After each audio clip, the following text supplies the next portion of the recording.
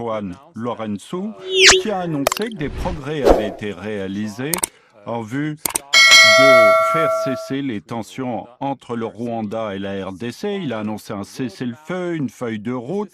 S'agit-il d'une percée? Oui. D'abord, je voudrais dire qu'il n'est pas intéressé par des tensions, par des crises, des conflits. Donc, en partant de là, moi, je me réjouis qu'on soit tombé d'accord pour se voir en Angola, sous les auspices du président Lourenço de l'Angola. Et on a eu de bonnes discussions. Les deux côtés, d'après ce que j'ai pu voir, cherchaient à progresser. Oui, parce qu'il y a eu un certain nombre de réunions sous différents formats. Chaque fois, on parle beaucoup, mais les actes ne suivent pas. Pensez-vous que cette fois-ci, ça sera différent? Je l'espère. C'est ce que je pense, c'est ce que je veux. Je voudrais que ça se produise. Parler, c'est déjà bien. C'est bien, c'est pas suffisant, mais il faut partir de là. Le fait qu'on ait pu se parler, c'est déjà bien. Et à partir de là, on peut progresser pour aller plus loin, avoir des résultats tangibles. Cet épisode en Angola, c'était une étape dans la bonne direction, je crois.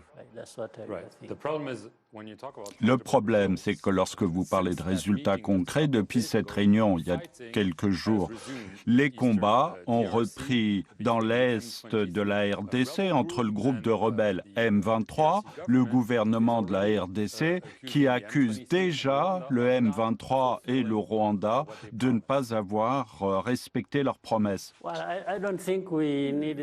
Je ne crois pas qu'il faille s'engager dans un jeu d'accusations respectives, s'accuser les uns les autres. Une partie accuse l'autre, ensuite c'est l'autre qui accuse la première. Je ne crois pas que les torts soient dans un seul camp, de manière générale. Mais peut-être qu'il fallait s'y attendre. Certes, on a discuté, on est tombé d'accord sur pas mal de choses, mais apparemment, sur le terrain, c'est autre chose. Et peut-être qu'on ne contrôle pas bien ce qui se passe. Et donc, les instructions, s'assurer qu'elles soient respectées, c'est peut-être ça le problème. Peut-être que ça prend du temps, un jour, 2 jours, une semaine, davantage. Le plus important, je crois, c'est que les dirigeants doivent s'entendre. Et puis, une fois qu'ils sont engagés, il faut s'assurer que ces instructions soient bien respectées.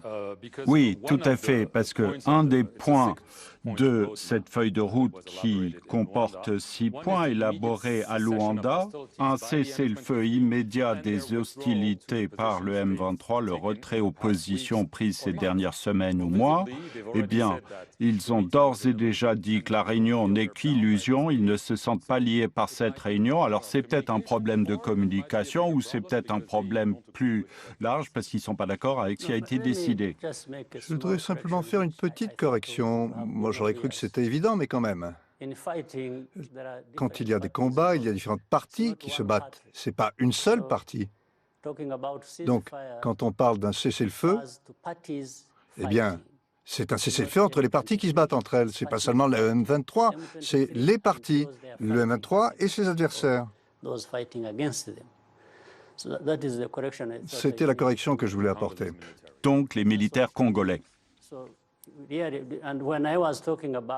Quand je parlais, je disais qu'il fallait traduire ces instructions sur le terrain, que ça prenait du temps. C'est parce que vous avez toutes ces parties, toutes ces forces qui se battent entre elles.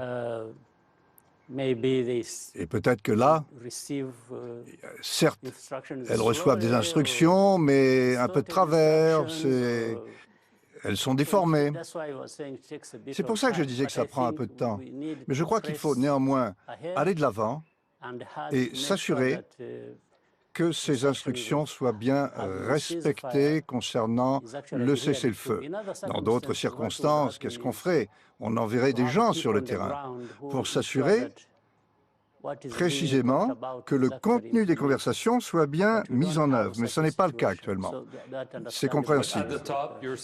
Mais au sommet, vous dites, lorsque vous avez rencontré Félix Tshisekedi, vous avez accepté de trouver un moyen de sortir de ces tensions. Oui.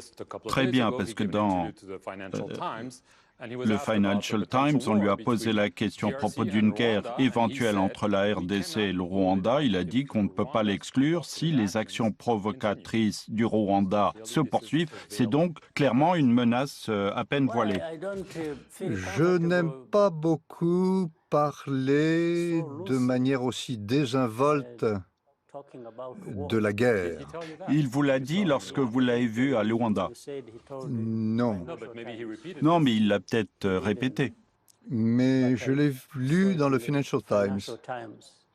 Tout ce que je dis, c'est que moi, je n'aime pas parler de manière aussi facile et désinvolte de la guerre. Je n'anticipe pas ces hostilités. Donc laissons ça de côté pour le moment. J'ai été en Angola pour m'assurer que tout malentendu, tout conflit, toute tension puisse être résolu de manière amicale et pas par la guerre.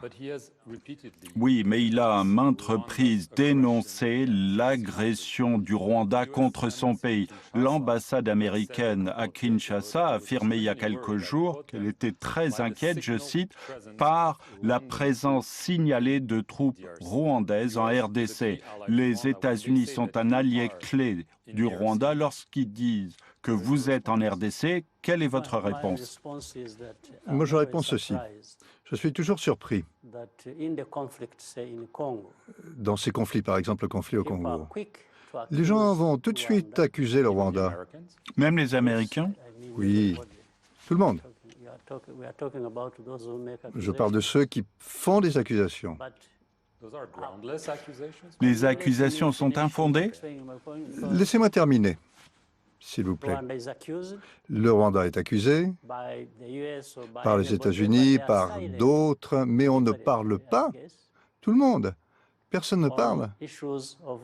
D'autres problèmes tels que le FDLR, qui est là depuis 25 ans. Quand on les entend porter ces accusations dont vous parliez, c'est un petit peu comme si le Rwanda se met toujours le chaos, au Congo, ils font ceci, ils font cela, mais ils ne parlent pas du bombardement de notre territoire par l'armée congolaise. Ils ne parlent pas des incursions en novembre 2019 par le FDLR, qui a envahi une partie de notre pays et a semé le chaos. Si on parle de provocation, ils ont fait ces incursions dans nos populations. Et ça, j'entends bien ce que vous dites. Vous le comprenez vraiment? Eh bien, si vous le comprenez, dans ce cas-là, il faudrait... Non, mais ça ne répond pas à la question. Y a-t-il des troupes rwandaises en RDC? Il y a peut-être d'autres questions, on va y venir. C'est un des points de la feuille de route. Niez-vous qu'il y ait des soldats rwandais sur le sol de la RDC, comme l'affirment les Américains? Eh bien, moi, je vous dirais ceci. Quand il y a tellement de partis qui composent, qui participent à ce problème et qu'on insiste pour ne parler que de l'un d'entre eux, c'est vous qui avez le problème, plutôt que celui que vous accusez. Et ça répond à votre question. Vous évoquez le FDLR.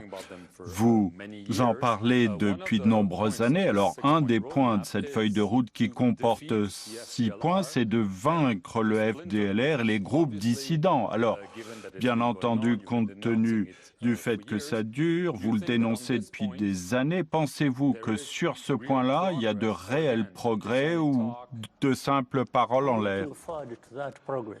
Moi, j'attends du progrès. C'est ça le principal. Mais il y a aussi une autre question. dont on a déjà parlé, je crois. J'en ai parlé. Nous en avons parlé.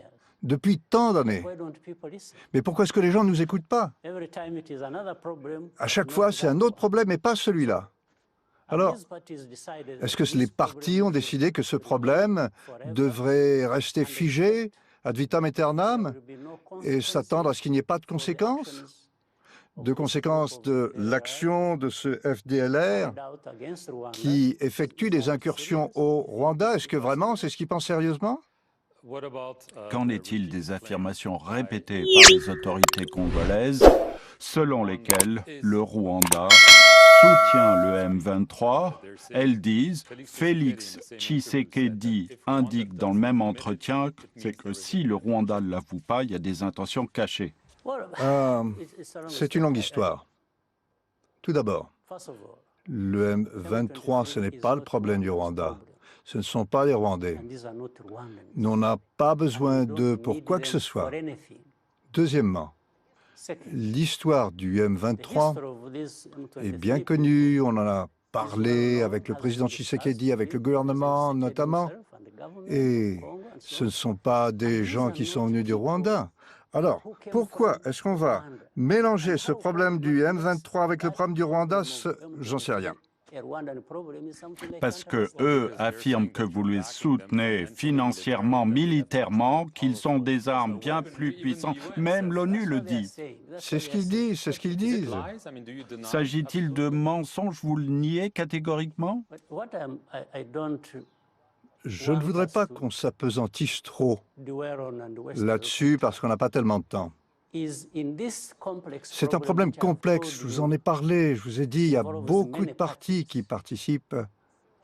Et puis on prend une seule de ces partis et dire que c'est le Rwanda qui est en tort et dire c'est au cœur du problème. Et les autres problèmes, le FDLR, comment protéger notre territoire des incursions du FDLR qui travaille avec le gouvernement du Congo, la MONUSCO qui soutient le FDLR, en sachant très bien qu'ils travaillent avec les autres. Pourquoi est-ce qu'on ne parle pas de ça? Moi, je vous pose des questions, des accusations qui vous ont été adressées au Rwanda. Mais ce n'est pas que de ça qu'il s'agit. On continue de parler du Rwanda, mais ce n'est pas seulement ça.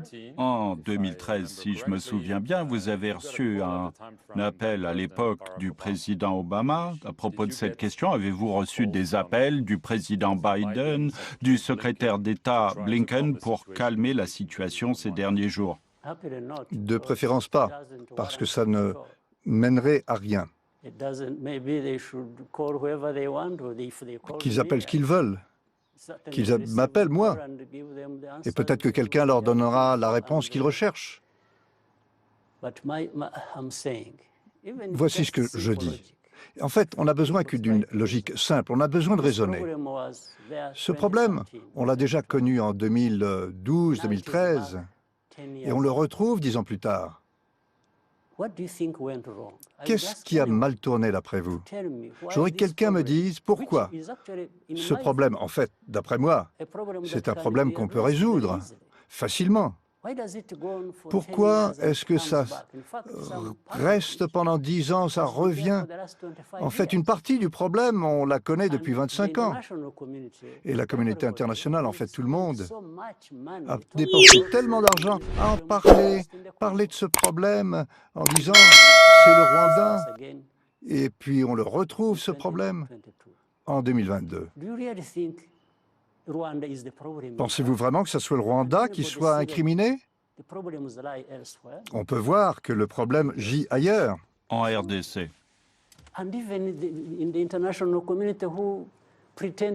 Et même la communauté internationale prétend essayer de résoudre ce problème, mais en fait, ça ne sert à rien. Toute dernière question, vous avez été élu en 2000, donc 22 ans au pouvoir. La prochaine élection est prévue en 2024. Vous n'avez pas encore dit si vous serez candidat. Allez-vous y songer? Je suis prêt à me porter candidat pendant 20 ans encore. Il s'agit d'élections. C'est de ces contradictions de cette hypocrisie que je voulais parler. Il pourrait y avoir une limite sur les mandats, par exemple. Mais il s'agit pour les gens de choisir. Tout à fait, lorsqu'elles sont libres et équitables. Et c'est de ça qu'il s'agit dans toutes les critiques que vous avez évoquées. Personne n'a jamais dit que les élections n'étaient pas libres et équitables. Vous en avez entendu parler ailleurs et les gens n'en parlent pas. Même chez des gens qui se plaignent de nous. Actuellement, il y a ce genre de sale affaire qui se produit dans les pays développés au cours d'élections. Il n'y a pas si longtemps, il y avait une affaire dans une grande démocratie. Aux États-Unis, oui. Écoutez, je crois que les gens doivent décider pour eux-mêmes ce qu'ils veulent faire. Vous voyez, vous avez vos propres problèmes que les gens pourraient mettre en cause, et puis ensuite, vous voulez me dicter ma conduite. Mais les élections, ce sont les gens qui choisissent. Paul Kagame, je vous remercie beaucoup de nous avoir accueillis ici à la présidence du Rwanda, la capitale Kigali. Merci d'avoir suivi cet entretien exclusif.